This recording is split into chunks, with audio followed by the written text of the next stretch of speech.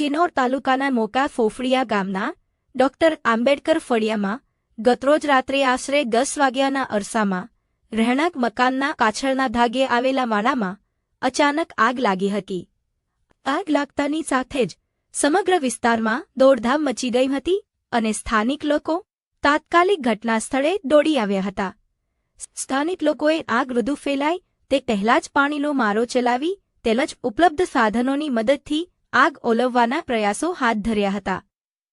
બીજી તરફ ઘટનાની જાણ કરજણ તથા ડભોઈ ફાયર બ્રિગેડને વારંવાર કરવામાં આવી હોવા છતાં ફાયર વિભાગની કોઈ ટીમ ઘટના સ્થળે પહોંચી ન હોવાનું સ્થાનિકો દ્વારા આક્ષેપ કરવામાં આવ્યો છે। ફાયર વિભાગની મદદ ન મળતા ગ્રામજનોએ સ્વબળે આગ પર કાબૂ મેળવવા માટે ધારે જહેમત ઉઠાવી હતી। સ્થાનિક લોકોની મહેનત અને સતર્કતાના કારણે આગને વધુ ફેલાતી અટકાવવામાં સફળતા મળી હતી, જેના કારણે મોટી દુર્ઘટના ટળી ગઈ હતી। સદનસીબે આ ઘટનામાં કોઈ જાનહાનિ કે ઇજાગ્રસ્ત થયાની માહિતી સામે આવી નથી। જો કે આગ લાગવાનું ચોક્કસ કારણ હજુ સુધી જાણી શકાયું નથી।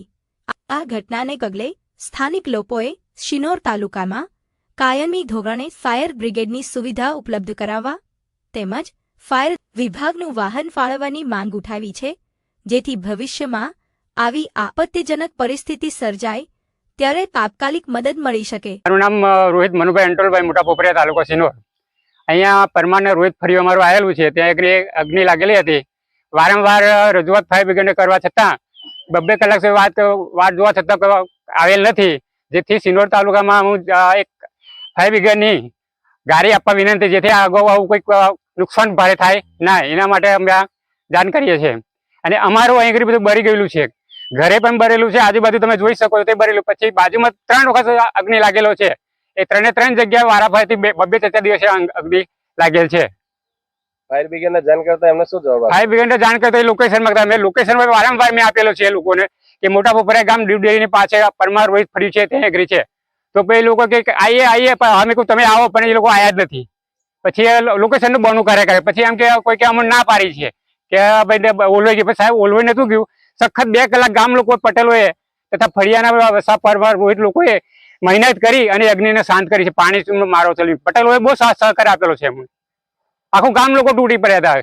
આ બાબતે ગામના સરપંચનો કોઈ આ ગામના સરપંચ પહેલા આવીને એમને પણ બહુ મહેનત કરી છે ગામના સરપંચે। પોલીસ પણ આવેલી હતી, પોલીસને પણ અમે જાણ કરી હતી, પોલીસ પણ આવેલી હતી, બરાબર છે। ફાયર બ્રિગેડ નથી ના, ફાયર બ્રિગેડ આવીને 2 કલાક સુધી વાટ જોડે તોય નથી આવી ફાયર બ્રિગેડ। મારું નામ રોહિત ગીતાંજલિ કિરીટભાઈ છે। મારા ઘરના પાછળ એક મોટી આગ લાગી હતી, તો અમે ફાયર બ્રિગેડને ફોન કર્યો તો વારંવાર ફાયર બ્રિગેડને ફોન કરવા છતાંય ફાયર બ્રિગેડ અહીંયા પહોંચી નહોતી શકી।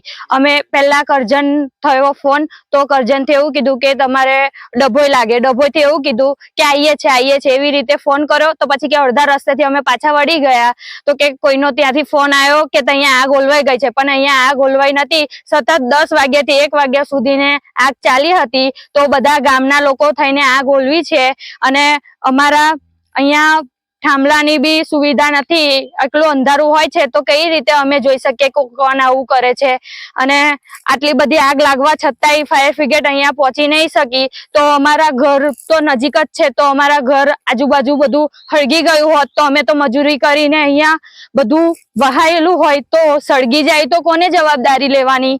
અને આ ફાયર બ્રિગેડ કમ આવી ના શકે? અહીંયા 2 જગ્યાએ અમે ફોન કર્યો, એક કરજણ કર્યો, એક તે ડભોઈ કર્યો તો બી એવું કે છે કે અમને ના પાડી છે ત્યાંથી।